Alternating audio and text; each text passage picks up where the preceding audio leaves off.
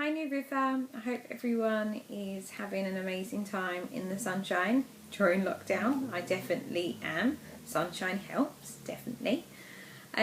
So for those who don't know me, my name is Amy. I have an amazing husband called Anton, and we have a 4-month-old daughter called Ava, who you will probably hear in the background at some point in this video. I've been coming to New River for the past 7 or 8 years, and really to share my story today, I just really wanted to share how I came to know Jesus, and kind of how that happened. Maybe not everybody knows that. I was raised in a non-Christian family. We didn't go to church, and the only times I did go to church was with school. And we at primary school we used to say the Lord's Prayer in assemblies, but that was really my only kind of exposure or experiences of the Bible and God and church. So really coming to know Jesus didn't really happen until I was 21, when I met my husband, and we went on a date one day, and he looked at me very seriously and he said to me, "I just want to let you know I'm in love with Jesus." And now, as you can imagine, as somebody that hasn't experienced anything like that before, I was like, okay.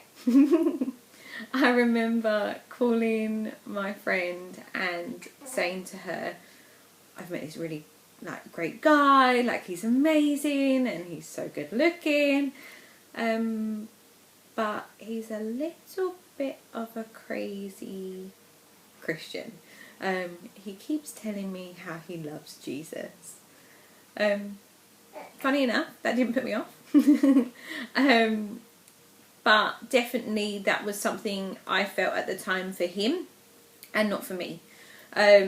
He would tell me about church, he would talk to me about Jesus and the Bible, but he definitely didn't pressurize me into coming to church, or kind of, I suppose, forcing that on me. And definitely I think as a new Christian and as someone who didn't know Jesus before, I think that's something you have to find for yourself, not necessarily something that can be forced upon you. So I was super blessed with a husband that definitely didn't do that to me, and I was able to find my own relationship with Jesus, not just because of him. So my first kind of experiences of church, I was working, and I loved my job. I loved where I worked, and I had to go home sick. And Anton was like, "Oh my God, this is amazing." And I was like, "I've got a really bad back. This isn't amazing. No, this is not great." He's like, "No, it is amazing, because we're going to go to this church thing and meet this guy called Stefan." I was like, "No, I'm not going.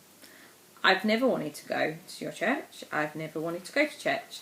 I'm not going." He's like, No. You have to come." So in the end, I ended up going, and there was a group of us that went down in a car in the snow, bearing in mind.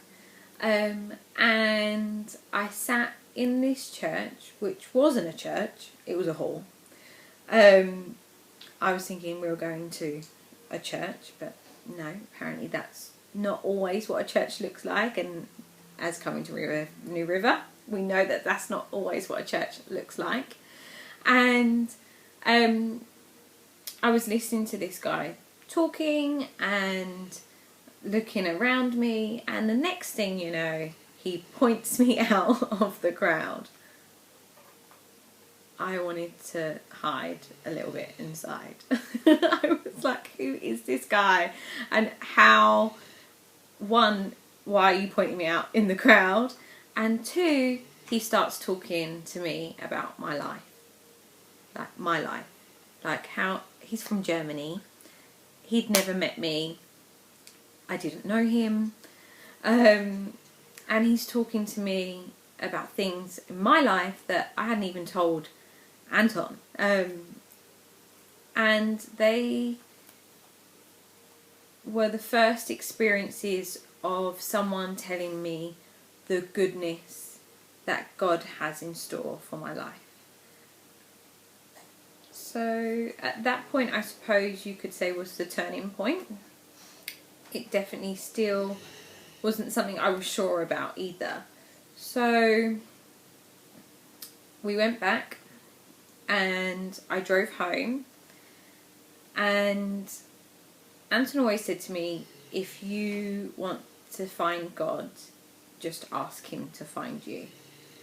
And in my car that night, I prayed for the first time and said, okay, God, if you're real, I want to know you. I want you to show me. And then nothing happened. I was like, okay. I was expecting something, but nothing happened. So the next day I went to work just like normal. Done my clients. I'd been there for a long time, so I knew them really well. And one of my first clients that I had that day turned and asked me, Amy, have you ever been to church? Excuse you? Well, actually, once I have. And she decided to start talking to me about God and her relationship with God, and how she goes to church and how she believes in God and all of these things. And I had probably seen this woman maybe once a month for the past few years. Never have we had that conversation. And I'm a beauty therapist, and there's just certain topics that you just don't bring up. Politics, religion, anything that's kind of dicey. You keep it very friendly and, very neutral, no debates. So religion was definitely something that I wouldn't bring up with my clients. So that was client number 1. My day continued. Client number 2 then start talking to me about God and about Jesus. And it happened over and over and over again. And people could say this is a coincidence, but it wasn't. This, for me, was God's way of showing me that he was real.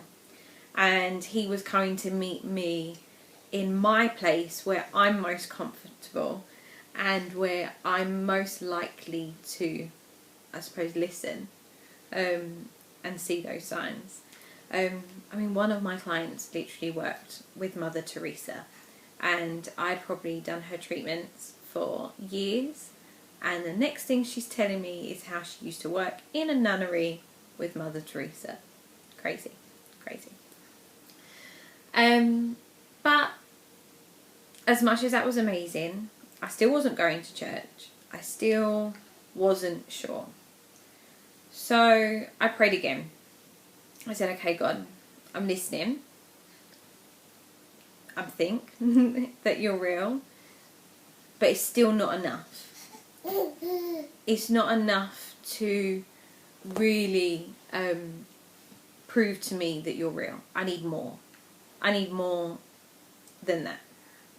And I was sitting there and just kind of waiting again for something to happen. And two names popped into my head. And one of them was Joseph. One of them was Ava, which, funny enough, God reminded me of that today when I was thinking about my story. And funny enough, we named our baby Ava, so hilarious. Thank you, Jesus, for that revelation today. So 2 names, Joseph and Ava. And I was like, I don't know any Josephs and I don't know any Avas. So, okay. Again, I went to work the next day and I started doing a treatment on a lady that I had never met. And we started talking, and we started to talk about herself, and you know, she'd just had twins, which was amazing.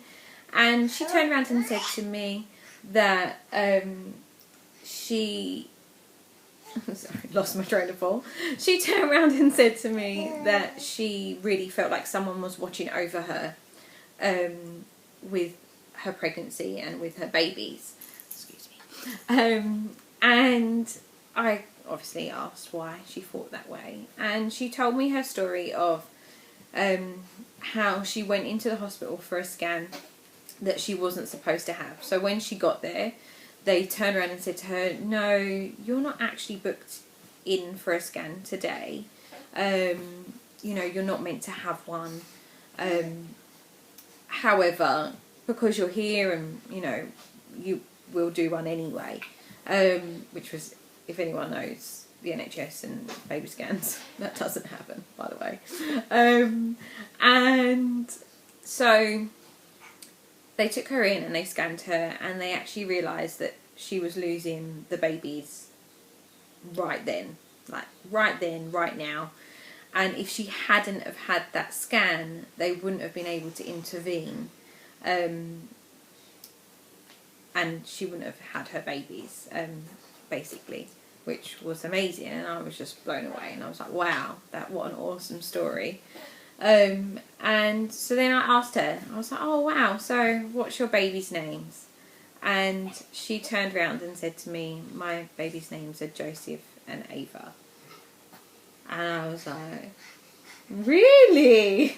Okay.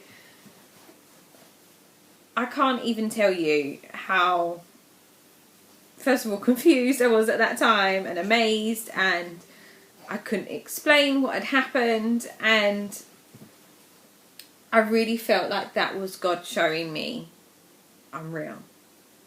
Come and find me now, because I'm proving to you that I'm real. And so I started to come to New River on a regular basis, which my husband had been, you know, there for a long time already.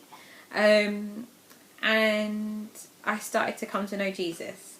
And that wasn't always easy. A lot of my friends and family felt maybe I'd join a cult. They couldn't understand what I was doing, why all of a sudden I was going to church. A lot of people felt maybe I'd done it because my husband was going to church and he was religious, but when you come to know Jesus, that's definitely not something that you do for somebody else. That's something that you do for yourself. And yeah, I grew. I come now to be that crazy Christian that I first thought of, where I can say I love Jesus and I love the hope that he's given in my life, and the person that I lean on a regular basis. And I have loads of stories of all the amazing things that God has done for me, for us, my family. But I think I really just wanted to share of how you can come to know Jesus if you don't know him. And that's because he tells us that if you come and seek him with an open heart, you will find him. And that's something that I've learned over time, and it's not always easy. It's not always easy to explain to people, but when you know, you just know, and God will show you that all the time. So I just want to encourage anyone listening and anyone watching, any new Christians, that, you know, I definitely know where you're coming from and the start of the crazy journey that you may be on right now. Anyone new to New River, congratulations, because you have just stepped into the most amazing family of spiritual brothers and sisters that you could ever meet. And for anybody who has known God for a long time but has kind of lost that sparkle with him, I just encourage you to remember the first times that you came to know Jesus and how that journey happened, because you'll get new revelation, just like I did today with realising that I named my baby after that story and didn't even know it. So thank you for listening to some of my story, and if anybody ever wants to chat or reach out, the admin guys will know where to find me.